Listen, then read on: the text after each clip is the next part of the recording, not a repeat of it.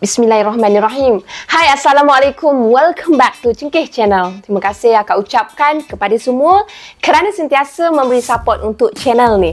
Akak doakan agar kita semua dipermudahkan segala urusan, dilimpah ruahkan rezeki dan diberikan kesihatan yang baik. InsyaAllah. Amin ya Rabbal Alamin. Okey, korang, sebelum akak teruskan dengan kisah pada kali ni, akak nak flashback balik semula sebab kisah ni berkait rapat dengan kisah sebelum ni yang pernah dikongsikan oleh PA, yang mana pernah follow untuk kisah-kisah daripada PA. Korang mesti ingat kan, kisah beraya di rumah bunian. Tak silap akak dia ada 2 episod 1 dan 2. Nanti akak akan sediakan link dan korang boleh terus tekan dia yang mana tak tengok lagi. Okey, dalam kisah tu mereka ni ada pergi beraya di rumah Pak Teh, rumah bunian. Dan ada subscriber yang nak tahu siapa Pak Teh. Duk tanya jugalah dekat komen, Kak bila nak teruskan? Kak bila nak teruskan dengan kisah Pak Teh? So, akak ambil kesempatan untuk hari ni, akak akan teruskan untuk kisah Pak Teh. Macam mana Pak Teh ni boleh pergi ikut ke kampung bunian. Jom bersama dengan akak. Bismillahirrahmanirrahim. Qul a'udhu birabbin nas, malikin nas, ilahin nas, min syarril waswasil khannas, alladhi yuwaswisu fi sudurin nas, minal jinnati wan nas.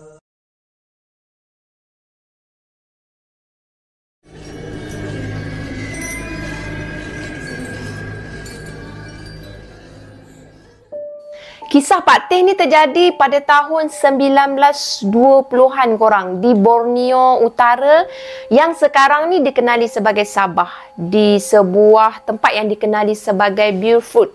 Sebutan dia Beaufort, macam itulah. Putih adalah nama panggilan Pak Teh sebenarnya sebab dia ni gemar berpakaian serba putih. Putih ni dia hidup bersama dengan anak saudara dia yang bernama Mamat. Anak saudara dia tu yatim piatu. Mamat ni lah satu-satunya anak kandung arwah abang si Putih.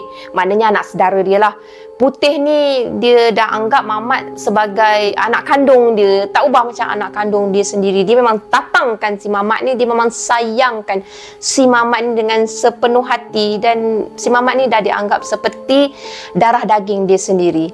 Pak Teh ni dia berkahwin ketika berusia lanjut. Dan isteri dia ni meninggal dunia ketika syarat mengandung anak sulung. Beberapa bulan selepas menduda, ramailah orang kampung ni offer diri pada Pak Teh untuk menjodohkan Pak Teh dengan anak dara mereka. Ada yang offer diri nak jadi isteri Pak Teh. Ada pula tu yang offerkan anak dara diorang ni untuk dikahwinkan dengan Pak Teh. Pak Teh ni dia sangat disukai orang kampung tau. Sebab orangnya baik dan dia suka menolong orang. Orang kampung pun dia ikut sedih sekali bila Pak Teh ni kematian isteri. Salah seorang pakcik dekat kampung tu, dia beria sangat nak jodohkan Pak Teh dengan Habibah. Habibah ni moyang kepada PA dan Kak Rina yang dipanggil mak tua tu.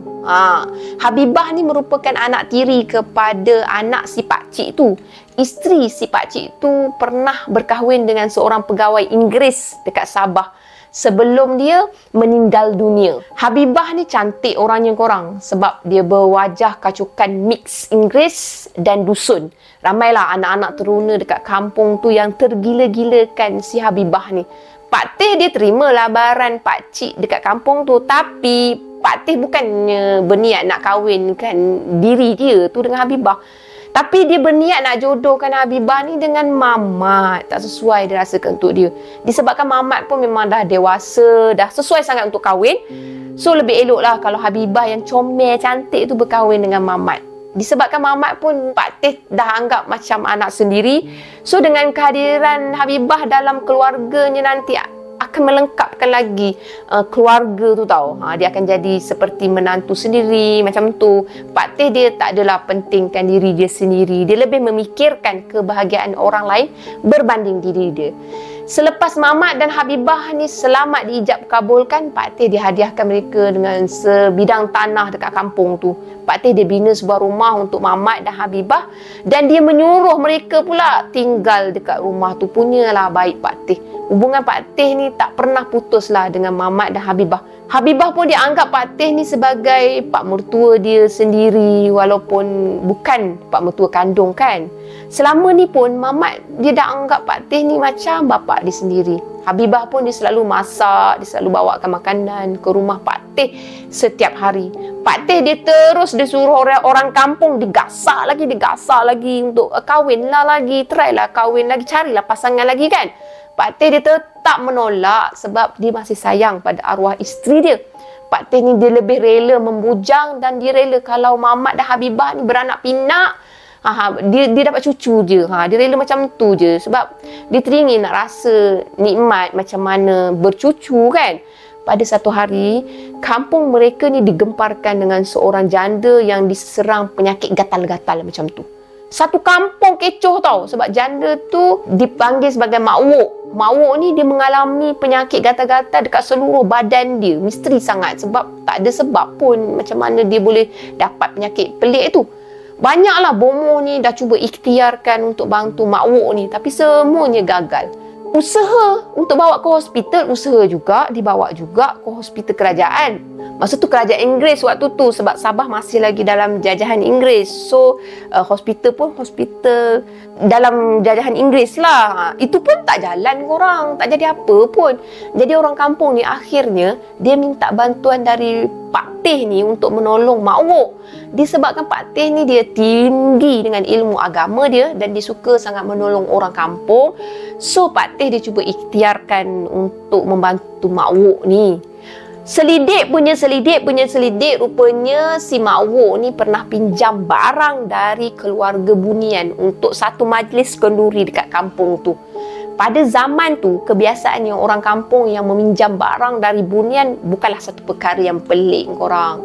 Selalunya orang kampung akan pinjam barang-barang seperti contohnya lah macam pinggan, mangkuk, cawan dan sebagainya untuk majlis kenduri atas dasar pinjam sekejap je. Cara meminjam barang tu pun tak susah mana pun. Apa yang perlu dibuat hanyalah diserukan si bunian tu, lepas tu dipanggilkan nama dia 3 kali berserta dengan hajat nak meminta, nak minjam barang. Setelah selesai solat isyak pada setiap malam Jumaat, barang-barang yang diminta oleh si peminjam tu akan muncul secara gaib di dapur si peminjam. Dan barang-barang bunian tu mesti dipulangkan dalam tempoh seminggu setelah dipinjamkan.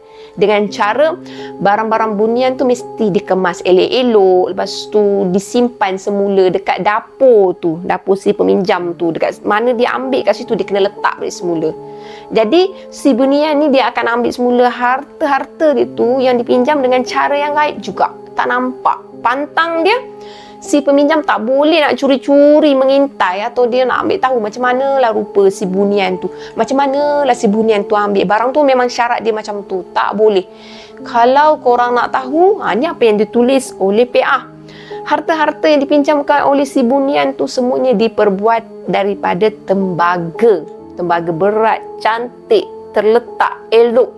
Lagi satu pantang untuk si peminjam ni, setiap barang yang dipinjam mesti dipulangkan semula. Maksudnya, kalau dah pinjam 100 biji pinggan, jumlah yang mesti dipinjamkan semula adalah 100 biji pinggan. Kita belajar matematik malam ni ya. Kononnya, bunian ni dia tak minta apa-apa upah pun. Tak bayarlah kita ni nak bayarkan dekat dia ke, nak gantikan dengan perkara lain. Tapi cukuplah kalau si peminjam tu dengan keluarga dia nanti akan masukkan nama si bunian tu dengan keluarga bunian tu semua dalam doa kesyukuran dalam majlis kenduri tu nanti. Itu lebih besar nilainya dari meminta yang bukan-bukan dari manusia. Dia nak tumpang pahala korang. Setelah selidik lagi, Pak Teh dia dapat tahu yang Mak Wok ni sebenarnya tak pulangkan sebiji pinggan dari 100 pinggan yang dia pinjam dari si bunian tersebut. Maksudnya, Mak Wok ni cuma pulangkan 99 biji pinggan saja pada bunian tersebut. Dah hilang 1 pinggan. Kononnya si Bunian tu marah kerana Mak Wok ni tak menepati janji. Itulah sebabnya kenapa badan Mak Wok tu jadi gatal-gatal macam tu. Sampai dah tak boleh nak berubat. Menurut cerita Mak Wok, dia bukan sengaja tak nak pulangkan pinggan mangkuk Bunian tu dalam jumlah yang penuh. Sebenarnya Mak Wok ni, dia ada kejadian yang tak diingini semasa kenduri. Salah satu pinggan tu dah terjatuh ke lantai kayu dekat rumah dia, menyebabkan pinggan tu jadi sumbing, kata dia. Disebabkan malu Mak Wok ni, dia tak pulangkan satu pinggan Bunian tu. Sebab tu je asbabnya, sebab tu je. Mak Wok ni dia takut dituduh tak amanah sebab tak jaga pinggan harta benda tu dengan baik. Jadi dia tak pulangkan atas dasar tu, kononnya lah. Orang kampung pun dia menyebelahi Mak Wok dan mereka percaya yang kononnya Mak Wok ni tak bersalah. Mak Wok ni cuba untuk mendamaikan suasana. Kononnya macam tu lah. Orang kampung pun dia mulalah berpakat beramai-ramai untuk mengusir keluarga Bunian tu dari kampung mereka. Walaupun mereka tak tahu di mana penempatan dia sebenar, apa semua gambaran Bunian tu macam mana, orangnya macam mana. Tapi mereka tahulah, mereka tetap usaha nak usirkan pada keluarga Bunian tu. Pak Teh ni orangnya bijak, bukan kaleng-kaleng korang. Apabila Pak Teh ni dia mendengar cerita Mak Wok, dia merasakan ada yang tak kena dengan cerita Mak Wok ni. Korang boleh tak kita tajamkan sikit kita punya pemikiran tau. Cuba fikir sedalam-dalamnya. Kalau ikut logiknya kan, pinggan yang diperbuat daripada tembaga korang, kalau setakat terjatuh kat lantai kayu, boleh ke sumbing? Takkan kan? Betul tak? Betul tak? Dia bukan kaca, dia bukan kayu. Agak-agak kan tembaga boleh sumbing ke? Melainkan mungkinlah kalau jatuh dekat lantai simen ke batu kan. Ini papan korang. Kalau pinggan Bunian tu mungkin diperbuat daripada tembikar ke, macam cakap lah, macam kaca kan. Macam something wrong kat situ tau. Tapi pinggan tembaga tu boleh sumbing sekiranya memang sengaja diserik ke. Itu pun boleh juga, boleh jadi juga. Bila sengaja disumbingkan dengan kasar atas batu ke kan. Betul kan? Dan ketika Pak Teh ni dia minta Mak Wok tu tunjukkan pinggan milik Bunian yang dimaksudkan tu oleh Mak Wok tu, yang sumbing tu lah. Tapi Mak Wok ni keberatan, takut-takut dia. Dia nak bagi tengok pun dah takut-takut dia. Ternyata Mak Wok ni sebenarnya berbohong korang. Jangan tertipu. Akak mula-mula baca pun, Mak Wok ni macam tak salah. Rupanya Mak Wok ni dah berbohong. Pinggan tembaga milik Bunian tu sebenarnya tak sumbing pun. Malah tak ada calar sikit pun. Cantik. Jadi Pak Tis lepas tu dia tegurkan pada sikap Mak Wok ni yang memang tak jujur. Dan dia dah bertanya sebaik-baiknya dengan Mak Wok ni. Akhirnya Mak Wok ni dia mengaku yang dia memang sangat terpesona dengan seni halus ukiran pada pinggan tembaga tu. Pinggan tembaga yang agak luar biasa, bukan ada dekat alam kita kan. Warna pinggan tembaga tu dia berkilat, sangat cantik, sangat menyerupai macam emas macam tu. Bila sekali lenggot memang cantik. Mak Wok dia tak dapat nak menahan diri dia untuk memiliki sekurang-kurangnya sebiji je pinggan Bunian tersebut. Kononnya Mak Wok ni pun memang ada niat nak menunjukkan pinggan tersebut kepada orang kampung dengan niat nak bermegah-megah. Aku dah pernah pinjam pinggan dengan Bunian. Ya ke? Mana bukti dia? Macam tu lah. Lepas tu Mak Wok ni nak tunjuklah bukti kan. Macam tu. Pak Teh dia menasihatkan pada Mak Wok ni supaya sentiasa bersikap jujur. Apalagi bila meminjam harta orang lain. Nak lagi bila dia meminjam harta tu daripada makhluk sebelah. Bukan di kalangan kita manusia. Kita sesama manusia pun perlu jujur tau. Bila kita diamanahkan sesuatu, kita jangan nak menokok nambahkan apa yang kita dapat tau, untuk menyedapkan lagi cerita ke apa. Kita cuba ambil apa yang kita dapat je. Bersaksikan dengan orang kampung yang memang sedang mengerumuni Mak Wok di rumah dia, Pak Teh dia akhirnya memulangkan sebiji pinggan Bunian yang tertinggal dekat rumah Mak Wok. Pinggan Bunian tu dia letakkan balik semula dekat dapur dan pantang untuk memulangkan harta Bunian tu dipatuhi. Kali ni memang dia niat nak pulangkan balik semula dan dia ikut apa yang sepatutnya dilakukan. Beberapa hari selepas tu, penyakit gatal-gatal Mak Wok mula berangsur pulih. Alhamdulillah. Jadi kat situ boleh tahulah kan, punca dia memang betul daripada sumpahan macam tu lah. Dan akhirnya Mak Wok ni pulih dari penyakit pelik dia tu. Dalam tempoh ketika Mak Wok ni dah berangsur pulih dari penyakitnya tu, Pak Teh didatangi oleh seorang lelaki tua tau. Lelaki tua tu dia kenalkan diri dia kepada Pak Teh ni sebagai Abdul Muluk. Abdul Muluk ni lah yang menjadi ketua kampung Bunian yang dah meminjamkan pinggan tembaga tu untuk Mak Wok. Dalam mimpi Pak Teh dia bermimpi Abdul Muluk ni dia memuji dengan kejujuran Pak Teh yang menasihatkan Mak Wok untuk kembalikan balik semula harta mereka yang telah diambilnya tu. Dalam mimpi dia juga Pak Teh ni dia minta Abdul Muluk dengan orang kampung dia ni agar tak lagi meminjamkan harta benda mereka kepada orang kampung. Pak Teh risau. Jika urusan pinjam meminjam barang di antara Bunian dengan manusia ni berlarutan, ianya akan menyebabkan kesusahan lah untuk kedua-dua belah pihak. Rumit kan kita nak berurusan di antara dua alam macam ni. Akak pernah dengar cerita macam ni tau. Akak tak nafikan. Dan akak tak boleh katakan ya. Sebab kita pun boleh berfikir dan mungkin jugalah korang pun ada dengar kisah yang seumpama dengan ni. Realitinya pernah berlaku. Nanti akak ada masa, akak akan storykan apa yang akak pernah lalui.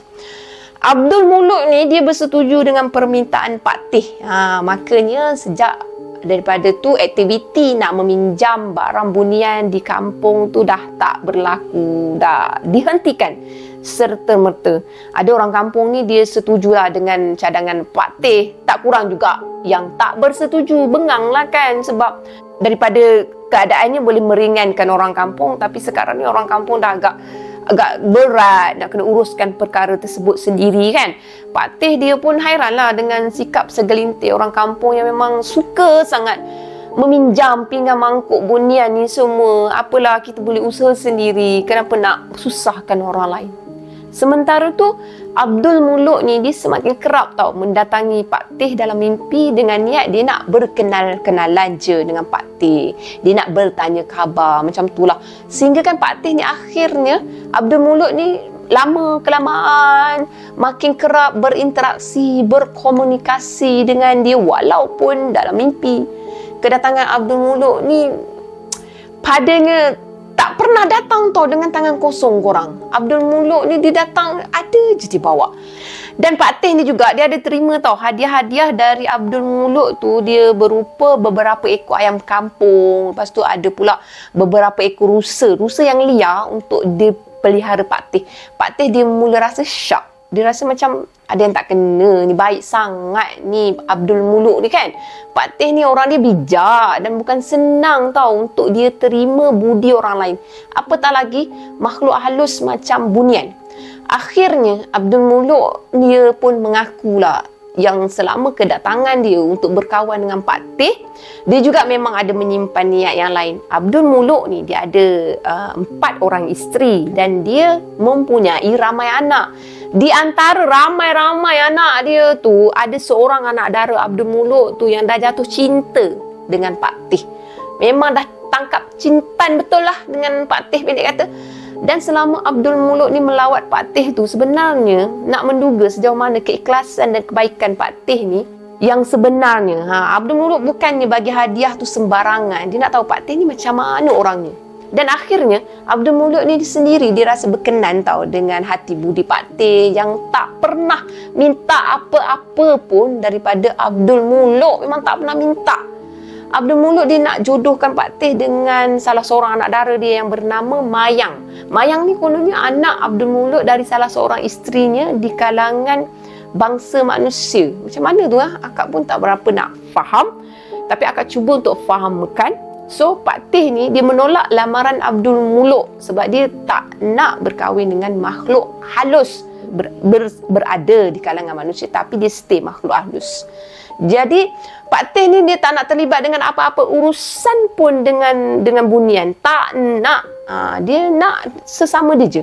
Abdul Muluk kemudian dia menerima dengan penolakan daripada Pak Tih dan dia menghormati pendirian Pak Tih yang tak nak berkahwin dengan anak dia. Tak apalah, tak kisahlah kan. Selang beberapa hari kemudian, Abdul Muluk ni dia mendatangi lagi Pak Tih dalam mimpi. Kali ni Abdul Muluk datang dengan wajah yang sedih sangat. Kata Abdul Muluk, Mayang sangat kecewa bila Pak Tih tu tak nak kahwin dengan dia. Dia rasa kenapalah Pak Tih tu tak nak terima lamaran dia. Dia pula yang melamarkan kepada Pak Tih. Terbalik pula dah. Kononnya lah, Mayang ni dah lari dari rumah. Itu yang menyebabkan Abdul Muluk ni rasa susah hati sangat. Sebab anak dia tu dah merajuk betul. Dah jauh merajuk, dah lari pun dari rumah. Abdul Muluk dia cuba nak pujukkan Pak Tih sekali lagi. Kahwinlah dengan anak dia. Kahwinlah dengan anak dia. Pak Tih masih stay juga menolak dengan cadangan Abdul Muluk tu. Dia tak perlukan seorang isteri. Dia tak perlukan seorang hamba abdi sekalipun dalam hidup dia. Dia nak hidup dengan cara dia. Jangan ganggu dia. Hidup Pak Tih sekarang dah lengkap. Walaupun arwah isteri dengan anak dia dah meninggal masa dalam kandungan tu, Pak Tih masih ada Mamat. Walaupun sekadar anak buah dia je. Sebagai anak lelaki dia dah cukup untuk Pak Tih. Dan Mamat pun dah ada isteri. Dia dah anggap isteri Mamat tu sebagai menantu dia sendiri. Dah sempurna dah. Tapi Abdul Muluk ni tetap berusaha untuk memujuk Pak Tih. Untuk terima Mayang ni dalam apa cara sekalipun. Abdul Muluk menjelaskan yang keluarga bunian dia tu semua beragama Islam. Jangan risau, sama juga agama Islam. Mereka semua mengamalkan cara hidup Islam. Mayang sendiri adalah satu-satunya anak dara Abdul Muluk dari isteri dia yang berbangsa manusia. Macam mana ya? Kononnya disebabkan Mayang ni ada keturunan manusia dan bunian. Macam itulah. Mayang ni tak sama seperti bunian yang lain. Mayang ni juga boleh jadi tua sama seperti manusia biasa. Mayang juga makan makanan seperti manusia biasa. Tapi Mayang juga boleh hidup dengan umur yang panjang seperti bunian yang lain. Macam itulah apa yang dituliskan oleh PA. Dan seperti bunian lazimnya, Mayang juga dia boleh menunjukkan diri dia kepada manusia seperti bunian yang lain. Mayang dia boleh menunjukkan rupa dia kepada mana-mana manusia yang dikehendaki dia. Menerima Mayang sebagai hamba abdi ni tak sama tau seperti menerima khadam dari makhluk halus yang lain macam ambil jin, pelesik, hantu raya dan sebagainya. Sebab ini different sangat korang. Sebab dia macam manusia juga. Mayang dia takkan minta upah atau pemakanan dari tuan dia. Dia bukan perlukan darah ke telur ayam ke sebagai habuan. Tak, dia bukan. Dia makan sama macam kita juga. Mayang ni apa yang manusia makan itulah yang dia pun sama juga makan. Pak Tih makan apa? Itulah yang dia makan. Tak ada nak makan macam hantu raya ni, tak ada. Mayang ni juga kononnya bisu. Itulah Mayang ni bisu. Dia tak boleh nak berkomunikasi dengan mana-mana manusia ataupun bunian menggunakan mulut. Nama pun bisu kan. Tapi Mayang boleh memahami orang lain dan orang lain boleh memahami Mayang hanya dengan renungan mata. Jadi Abdul Muluk ni dia berjanji bahawasanya Mayang ni tak akan menyusahkan Pak Tih. Selagi Pak Tih melayan Mayang ni dengan baik, insya-Allah dia tak akan menyusahkan Pak Tih. Setelah berbolak-balik berbincang dengan Abdul Muluk dalam tempoh beberapa hari, akhirnya Pak Tih bersetuju nak terima Mayang ni sebagai hamba abdi dia sahaja, bukan isteri tau. Mayang dibenarkan datang ke rumah Pak Tih, tapi Pak Tih memberikan Abdul Muluk syarat. Pak Tih beri tempoh 3 hari kepada Mayang. Dalam tempoh 3 hari selama Mayang tinggal dengan Pak Tih, sekiranya ada kelakuan ataupun perbuatan Mayang yang mencurigakan dan bertentangan dengan ajaran agama Islam, Pak Tih tak akan menerima Mayang sebagai hambanya lagi selepas tu. Pada hari pertama Mayang dekat rumah Pak Tih, semuanya berjalan dengan lancar. Semua dia jaga elok aurat, semua dia jaga elok kelakuan dia semua. Mayang dia mengemas rumah, mengemas halaman rumah, membuat kerja-kerja kat dapur dan memasak makanan. Malah ketika bersolat dalam 5 waktu sekalipun, Mayang dia akan menjadi makmum kepada Pak Tih. Kesemuanya berjalan dengan baik je. Pada hari ketiga, Habibah, isteri Mamat ni datang, dia bawakan makanan kepada Pak Tih.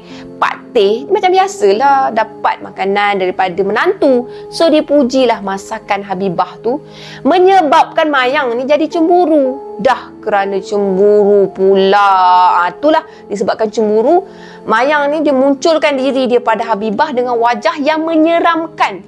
Tak dijelaskan lah mayang ni menjelma sebagai makhluk macam mana, tapi memang Habibah tengok dia rasa seram sangat.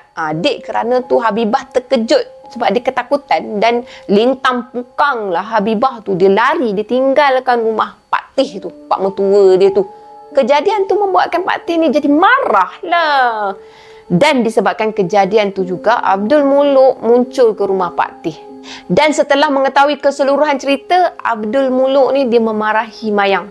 Lepas tu dia menyuruh mayang ni supaya minta maaf kepada Pak Tih. Dan berjanji jangan ulangi perbuatan yang sama macam tu. Jangan nak takut-takutkan orang lain dengan menjelma seumpama macam hantu. Dipendekkan cerita, setelah beberapa lama mayang berkhidmat di rumah Pak Tih sebagai hamba abdi, akhirnya Pak Tih dilembut hati. Dia bersetuju untuk mengahwini mayang. Mayang berjaya membuatkan Pak Tih ni rasa jatuh cinta dengan dia, yang sememangnya bukanlah makhluk bunian yang jahat. Jadi Pak Tih ni dia rasakan mayang ni baik orangnya apa semua kan. Kesalahan mayang tu lah satu-satunya lah menakut-nakutkan Habibah, yang Pak Tih memang anggap seperti menantu dia sendiri. Kesalahan tu pun dah lama dimaafkan oleh Pak Tih.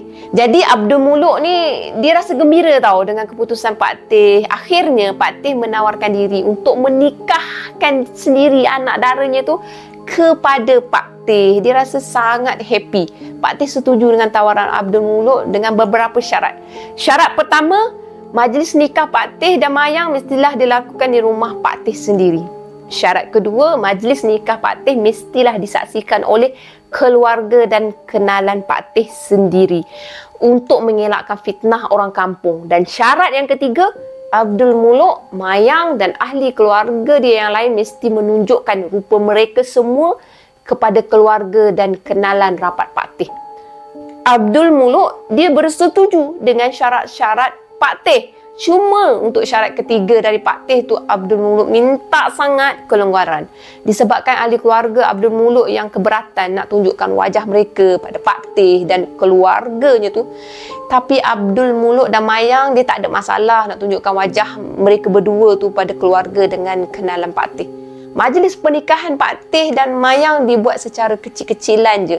Yang datang pada majlis pernikahan tu hanya Mamat, Habibah, seorang imam masjid kampung dengan isteri dia, seorang ustaz dengan isteri dia, Din dengan isteri dia, kawan rapat Pak Tih, macam tu lah. Bukannya satu kampung pun. Seperti yang dijanjikan, Abdul Muluk dengan mayang ni menampakkan wujud mereka di hadapan Pak Tih dan tetamu dia, maksudnya keluarga dan kawan-kawan Pak Tih sendirilah kan. Diceritakan pula pengantin perempuan ni, mayang ni, hanya ditemani bapa dia Abdul Muluk sebagai wali pernikahan. Tapi tetamu Pak Tih dapat merasakan yang rumah Pak Tih ketika tu sangat riuh, seperti dipenuhi dengan orang ramai, macam orang ramai yang dia tak nampak. Walaupun Pak Tih ni merahsiakan perkahwinan dia dengan mayang dari semua orang kampung, tak semua orang kampung yang tahu dia kahwin dengan si mayang ni. Terkeluar juga akhirnya cerita-cerita yang tak sedap didengar. Ada yang kata Pak Tih ni bersekedudukan dengan seorang perempuan yang tak dikenali.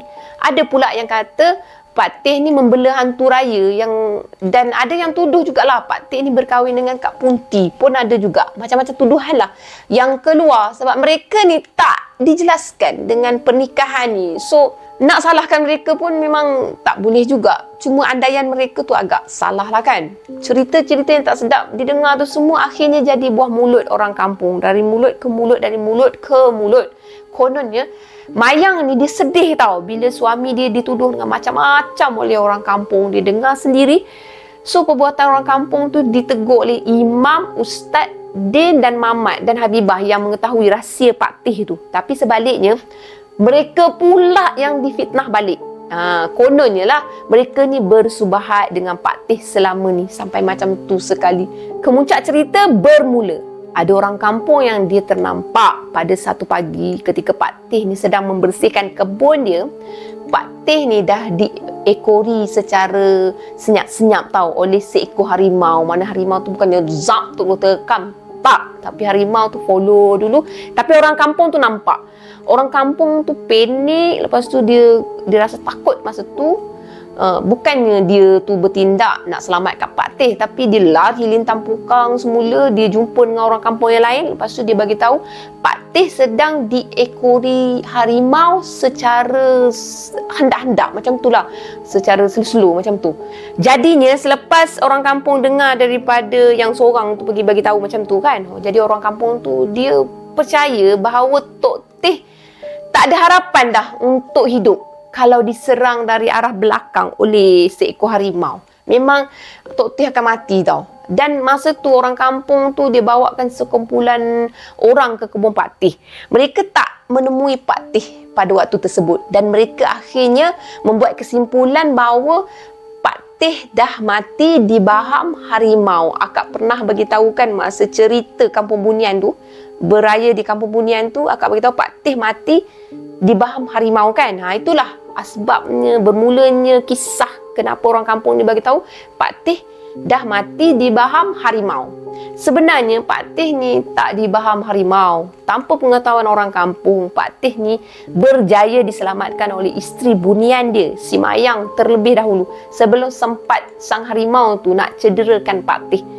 Dan keesokan harinya, ketika orang kampung yang sama ternampak Pak Teh ni sedang bekerja dekat kebun dia, orang kampung tu lari lintang pukang pula, bagi tahu pula dekat orang kampung yang lain ni, hantu Pak Teh dah datang semula berkeliaran dekat kebun milik dia. Hantu Pak Teh dekat kebun dia, hantu Pak Teh dekat kebun dia. Hantu Pak Teh tu sedang mencari mangsa, macam-macam lah olahan demi olahan yang dibuat oleh orang kampung, bahawasanya itu hantu Pak Teh. Cerita tu menguatkan lagi dakwaan orang kampung yang kononnya Pak Teh ni memang ada bela hantu raya selama ni. Jadinya bila nampak macam seseorang yang menyerupai pada Pak Teh, itulah yang dianggap sebagai hantu raya. Jadi banyaklah fitnah orang kampung yang semakin menjadi-jadi menyebabkan Pak Teh ni rasa kecewa sangat. Akhirnya Pak Teh buat keputusan dia nak berpindah dari kampung tu, dia nak ikut bersama isteri dia. Tapi sebelum dia berbuat macam tu, Pak Teh dia terlebih dahulu dia menyerahkan kesemua harta dia tu, satu-satunya waris keturunan dia tu kepada Mamat dan isterinya Habibah. Maksudnya sekarang ni korang, Pak Teh ni sebelum ditinggalkan kampung tu, dia pergi jumpa dulu pada Mamat dan Habibah. Dan hanya Mamat dan Habibah tu yang tahu itu bukan hantu raya, itu Pak Teh. Pak Teh memang ada lagi masa tu, dan ternyata Pak Teh masa tu tak di baham harimau. Tapi siapa yang nak percayakan pada Mamat? Sedangkan orang kampung pada waktu tu, kita tahu kan, era zaman tu, kepercayaan orang-orang kampung pada waktu tu lebih pada tak siasat, apa semua main fitnah kan, macam tu lah lebih kurang. Jadi Pak Teh kemudiannya dia hilang tak berjejak dari kampung tu sejak daripada tu, selepas jumpa dengan Mamat dan Habibah tu. Dikatakan Pak Teh ni dia bawa diri bersama isteri dia ke tempat yang jauh, jauh. Tapi Pak Teh dia tak tinggal bersama bapa mertua dia, Abdul Muluk. Memang tak. So Abdul Muluk kan tinggal berdekatan dengan kampung tu. Tapi memang Pak Teh tak tinggal kat situ juga. Sebaliknya Pak Teh dengan Mayang ni, dia hanya tinggal berdua je. Nak dijadikan cerita dalam keluarga PA ni, ada ketikanya Pak Teh ni ataupun gelaran dia Tok Teh. Kalau PA ni dia panggil Tok Teh lah. Jadi Tok Teh ni akan menjenguk atau dia minta anak cucu dari keturunan dia ni untuk melawat dia. Terutamanya ketika waktu Hari Raya Aidilfitri, Hari Raya Korban, macam tu lah. So, sebab tu lah PA ni dia ada kongsikan pengalaman dia pergi beraya di rumah Tok Teh dia tu. Dan dikatakan isteri kepada Tok Teh ni atau Pak Teh ni yang berketurunan manusia tu juga memiliki bau tubuh, bau harum sundal malam. Sebab itulah korang, bila PA ni dia sebelum nak pergi beraya dekat rumah bunian tu, dia ada bau tau, bau bunga harum sundal malam. Kalau dekat Sabah, memang bau harum sundal malam ni memang familiar lah dekat situ. Tapi Semenanjung akak memang tak sure. Tapi yang akak tahu dia cakap dekat Sabah tu memang ada bau bunga harum sundal malam macam tu. Disebabkan ke mana pun Pak Teh ni pergi, Mayang akan selalu ikutkan Pak Teh, kerana itulah kedatangan Pak Teh yang melawat anak cucu keturunan dia tu boleh dirasai melalui bau bunga harum sundal malam. Jadi itulah apa yang disampaikan oleh PA kepada akak just storykan balik apa yang dikongsikan oleh PA mengenai paktih dia. Macam ni lah korang. Kalau di antara kita ni akan ada rasa akak pun tak boleh nak mengiyakan perkara ni. So, akak rasalah kan, kalau kita rasa benda ni kita tak boleh terima, kita jadikan sebagai salah satu bentuk hiburan. Dan yang pasti, kita jangan ambil perkara yang negatif. Kita ambil yang positif aja kat situ. Kita ambil yang baik-baik je jadikan sebagai tauladan. Yang tak baik tu kita tolak tepi. Kita jangan berfikir seolah-olah macam kita nak benda tu, oh betul ke? Memang betul. Persoalan macam tu boleh ditimbulkan. Akak pun timbulkan setiap persoalan tu. Tapi kita positifkanlah diri kita untuk mengambil kebaikan daripada kisah yang dikongsikan ni. Apapun akak ucapkan jutaan terima kasih kepada PA kerana sudi berkongsi cerita. Dan ada lagi yang akak tak sampaikan. InsyaAllah ada masa akak sampaikan. Terima kasih korang ya. Sekian untuk kisah kali ini. Sekian saja perkongsian untuk kali ini dari PA. Apa yang baik sama-sama kita ambil jadikan sebagai tauladan, dan apa yang buruk sama-sama kita ambil jadikan sepadan. Kita tolak tepi, kita jangan ikut. Akak ingin ucapkan jutaan terima kasih sekali lagi kepada korang semua kerana sudi dengar sampai habis. Bye korang, jangan lupa like, share dan subscribe. Bye.